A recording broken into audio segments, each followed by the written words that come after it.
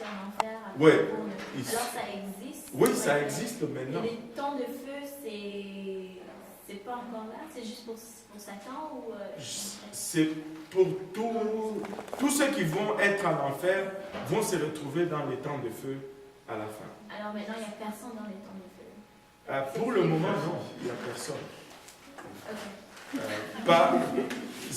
Parce que si le monde va en enfer, les temps de feu, il y a attends. Alors l'enfer, c'est juste comme... Mais c'est juste... Mais disons qu'en enfer, il y a aussi le feu. Ce n'est pas parce qu'on dit l'enfer et les temps de feu qu'il n'y a pas de feu à l'enfer. Alors, dans l'enfer, il y a aussi le feu. Mais les temps de feu? Oui, le lac de feu. Le lac de feu, c'est plus grave. C'est plus grave. C'est une destruction encore plus grave. Et c'est la destruction finale. C'est la destination finale. C'est vraiment la destination finale. On va toucher encore à ça. Si on y arrive, je veux juste arriver dans cette partie pour que nous puissions envelopper toutes les choses.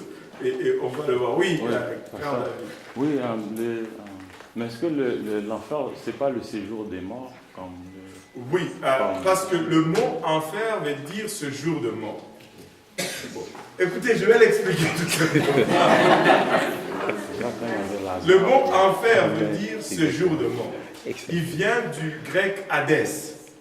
Maintenant, le séjour de mort est général. Et il y a des compartiments dans le séjour de mort, surtout si tu regardes avant et après Jésus-Christ. Donc, quand tu regardes avant Jésus-Christ, l'enfer et le séjour de mort étaient la destination de tous ceux qui mouraient. Mais quand tu allais dans cet enfer, dans le séjour de mort, il y avait deux chambres, si je peux le dire. Il y avait deux régions, deux sections. Il y avait une section où il y avait le tourment et le feu et machin.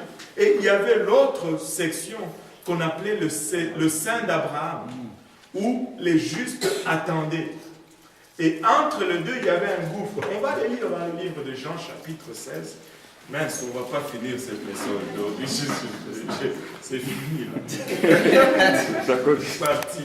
J'ai essayé de nous garder là-dedans, mais c'est parti. C'est fini, quoi. Aïe, aïe.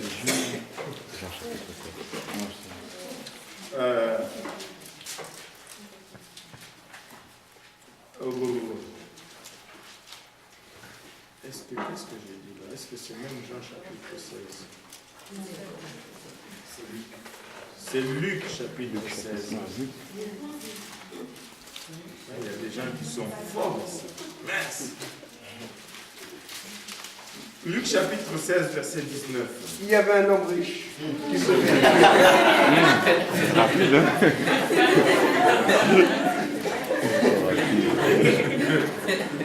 D'habitude c'est Ludovic, mais bon, en tout cas, vas-y.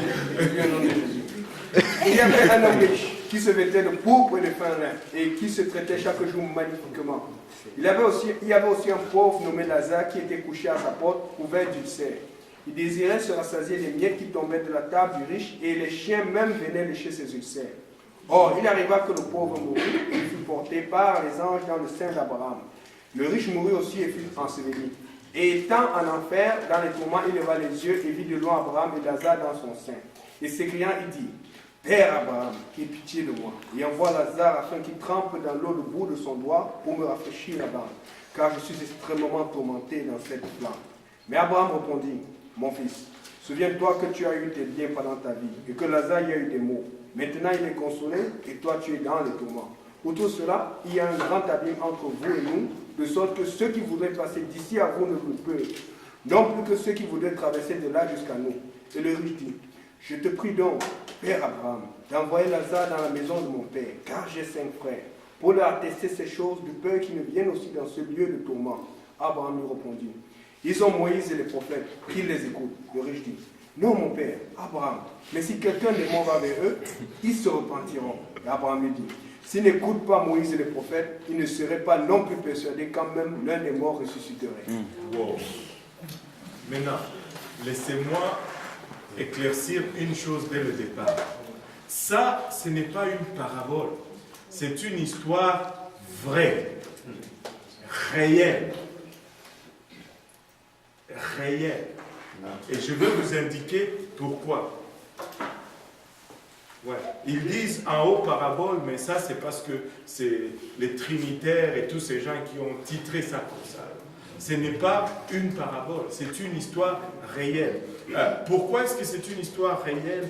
Premièrement, parce que Dieu, regarde, il nous donne le nom de Lazare. Dans toutes les paraboles, Dieu n'a jamais donné un nom aux exemples qu'il utilise. Lazare est une personne réelle. Il nous donne le nom de Lazare. Maintenant, l'autre chose, c'est que Dieu dit toujours, il connaît ceux qui lui appartiennent par leur nom. Et Dieu doit connaître mon nom. Il doit connaître ton nom. Si tu lui appartiens, il va t'appeler par ton nom. Il appelle Lazare qui lui appartient par son nom. C'est réel. Mais le riche qui ne lui appartient pas, il dit un riche. Le riche menait bon train, il s'est revêté de peau et il était swag, comme on dit. J'ai une adolescente à la maison. Et ça, c'est un mot nouveau que j'ai appris. N'essayez pas de me passer une vite, là. Je l'attrape. Et là, il menait bon train. Lazare était pauvre, couvert d'ulcères. Même les chiens venaient pour licher ses ulcères. Je ne sais pas si vous avez fait ça ou vous avez vécu, ou si vous... quand vous étiez petit, il y en a qui ont fait ça. On avait cette croyance que si un chien lichait ta blessure, ça allait guérir plus vite. Allez, avouez là. Bon, voilà. On se connaît. On voit qui ont grandi en Afrique et se développer et qui ne l'ont pas là. Ben oui, c'est ça. L'Haïti, c'est l'Afrique. On a les mêmes choses. Jusqu'à présent, là, toutes les mêmes choses qu'on faisait, ils les font aussi là-bas. Quand tu avais une blessure, tu allais te faire licher par les chiens, ben, ça guérissait plus vite.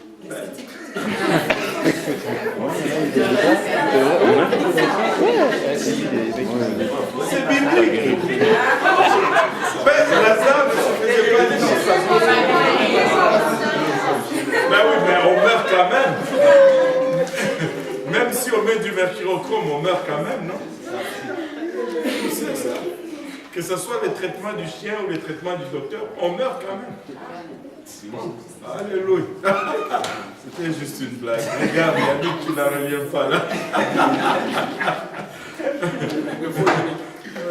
Yannick le jeune, pas...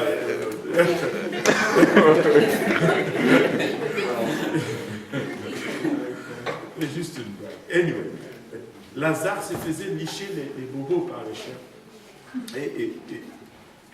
Écoutez, Lazare n'est pas allé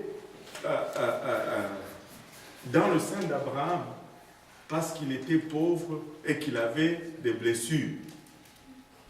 Lazare est allé dans le sein d'Abraham parce qu'il a fait ce qui était droit aux yeux de Dieu.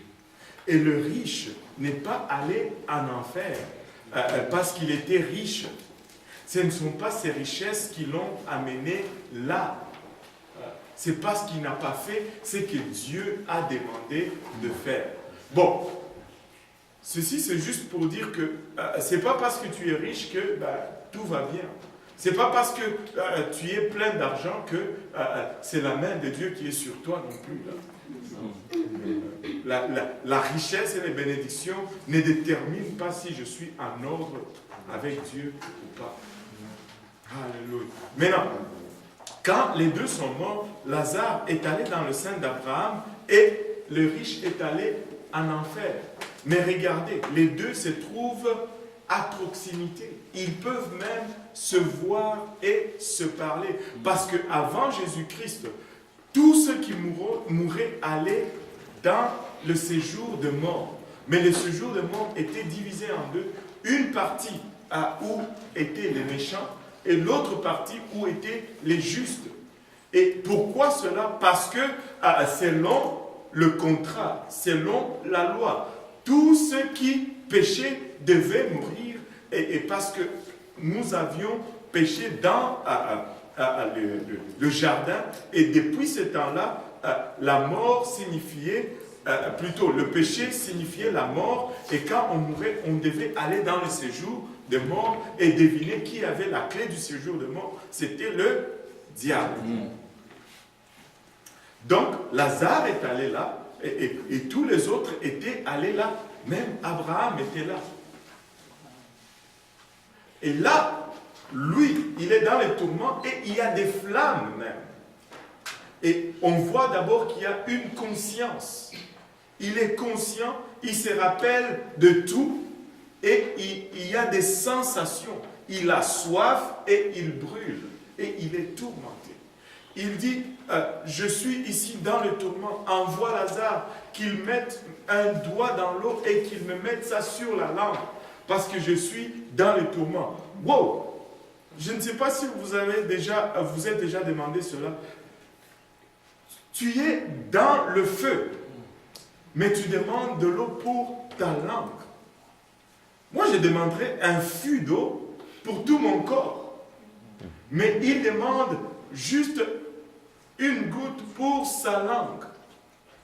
Vous savez, la Bible nous dit que le membre qui pêche le plus sera le plus puni. Savez-vous par quoi on commet le plus de péchés?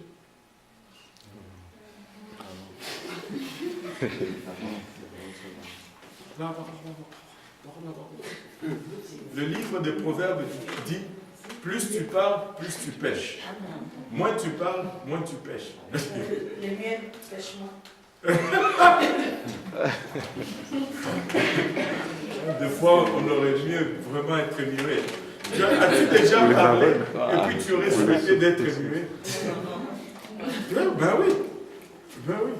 Oh, si je pouvais ne pas parler, alléluia. Si je pouvais ne pas parler, et vraiment, plus tu parles, plus tu pêches. La langue, c'est le membre par lequel nous allons pécher le plus. Elle est incontrôlable. Je ne sais pas s'il y en a qui ont essayé de faire cette expérience une fois. Si tu vas, il y a dans les salles de bain, là.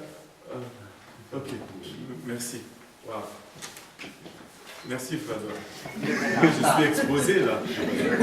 On doit me payer pour...